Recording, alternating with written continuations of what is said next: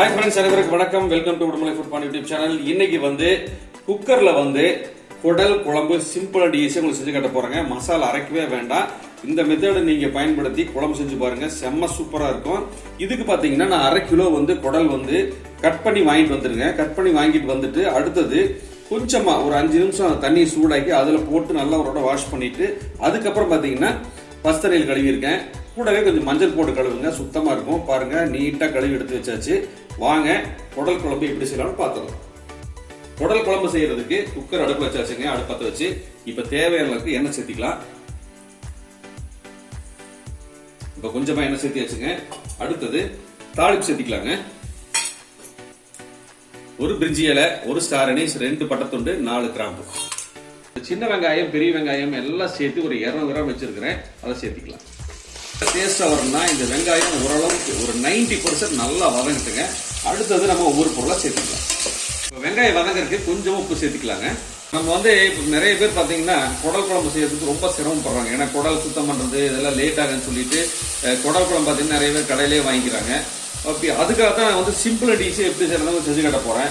இப்ப பாருங்க, நம்ம 1 கிலோ வாங்கறதா கடைக்கு போனோம். இன்னைக்கு கூட்டம் அதிகமா இருந்ததுனால இன்னைக்கு 1/2 கிலோ தான் கிடைச்சது.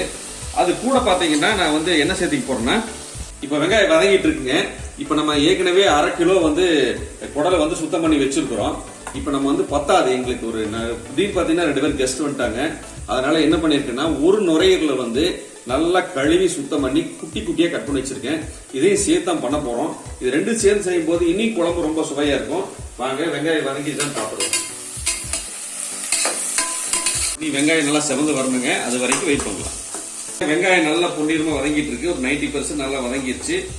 ஒரு ஃபுல் டேபிள் ஸ்பூன் இஞ்சி பூண்டு பேஸ்ட் சேர்த்திக்கலாம். இஞ்சி பூண்டு பேஸ்ட் சேர்த்தியாச்சுங்க. ஒரு 1 நிமிஷம் பச்சை வாசனை போற அளவுக்கு நல்லா வதக்கலாங்க. இஞ்சி பூண்டு பச்சை வாசனை போயிடுச்சுங்க. ஒரு 4 தக்காளி, சின்ன சைஸ் தக்காளி எடுத்திருக்கேன், அதை சேர்த்திக்கலாம். இப்ப தக்காளி சேர்த்ததுக்கு அப்புறம் ஒரு 1 ல இருந்து 2 நிமிஷம் நல்லா வதக்கிடலாங்க. அதுக்கப்புறம் நம்ம மிளகாத்தூள் மஞ்சள் சேர்த்திக்கலாம். தக்காளி சேர்த்து 2 நிமிஷம் ஆச்சு, நல்லா வதங்கிருச்சுங்க. இந்த ஸ்டேஜ்ல நம்ம மசாலா ஒவ்வொன்றா சேர்த்துக்கலாம். 1/4 டீஸ்பூன் மஞ்சள்தூள், 2 டேபிள் ஸ்பூன் மல்லித்தூள், 1 டேபிள் ஸ்பூன் மிளகாத்தூள் சேர்த்துக்கலாங்க. சேர்த்திட்டு இந்த மசாலோட பச்சை வாசனை போற அளவுக்கு நல்லா வதக்கிடலாம். மசாலா எல்லாம் சேர்த்ததுக்கு அப்புறம் 1 நிமிஷம் கழிச்சு பாத்தீங்கன்னா நல்லா எண்ணெய் பிரிஞ்சு வந்துருச்சு. இந்த ஸ்டேஜ்ல நம்ம ஏற்கனவே கழுவி வச்ச 1/2 கிலோ குடலை சேர்த்துக்கலாம். இப்ப ஆட்டுக்குடல் சேர்த்ததுக்கு அப்புறம் 1 ல இருந்து 2 நிமிஷம் இந்த மசாலோட சேர்த்து நல்லா மிக்ஸ் கொடுத்துடலாம். இப்போ ஆட்டுக்குடல் சேர்த்ததுக்கு அப்புறமா ஒரு 1 ல இருந்து 2 நிமிஷம் நல்லா மசாலோட சேர்த்து மிக்ஸ் கொடுத்தாச்சுங்க. அடுத்தது நம்ம நுரையீரல், ஆட்டோட நுரையீரல் 1 வச்சிருக்கேன், கிளீன் பண்ணி வச்சிருக்கேன், அதை சேர்த்திக்கலாம். இப்ப எல்லாத்தையுமே சேர்த்து ஒரு 2 நிமிஷம் நல்லா மிக்ஸ் கொடுத்துடலாம்.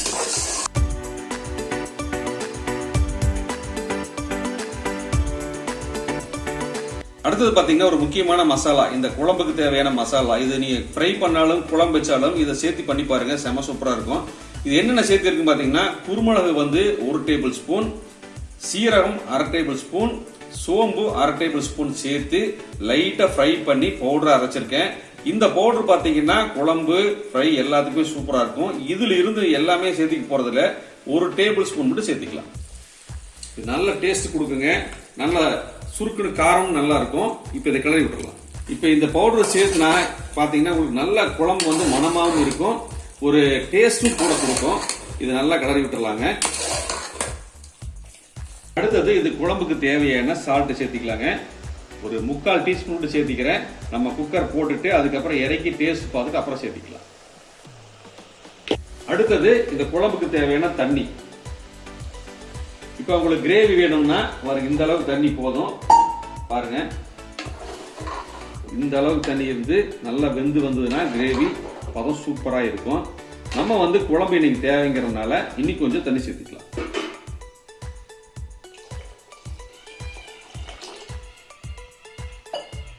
இப்போ ஒரு இடம் நல்லா மிக்ஸ் கொடுத்துட்டு மூடி போட்டு ஒரு 5 விசில் விட்டு இறக்கி உங்களுக்கு காமிக்கிறேன்.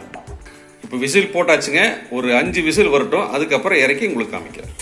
இப்போ பாருங்க, நம்ம ஒரு 5 விசில் விட்டு இறக்கியாச்சு. ஒரு 1/2 மணி நேரம் கழிச்சு இப்போ திறக்கிறோம். பாருங்க குழம்பு எப்படி இருக்குன்னு பார்த்துருவோம்.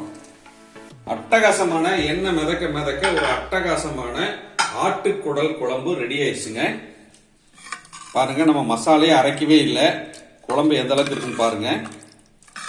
எந்த மசாலா அரைக்காம அப்படியே நம்ம சேர்த்தி இருக்கிறோம். அப்புறம் இந்த குழம்பு பார்த்தீங்கன்னா ரொம்ப கெட்டியா இருக்கக்கூடாது, தண்ணியாட்டம் இருக்காது, மீடியமா இருந்தாதான் ஊத்தி சாப்பிட்றதுக்கு நல்லா இருக்கும்.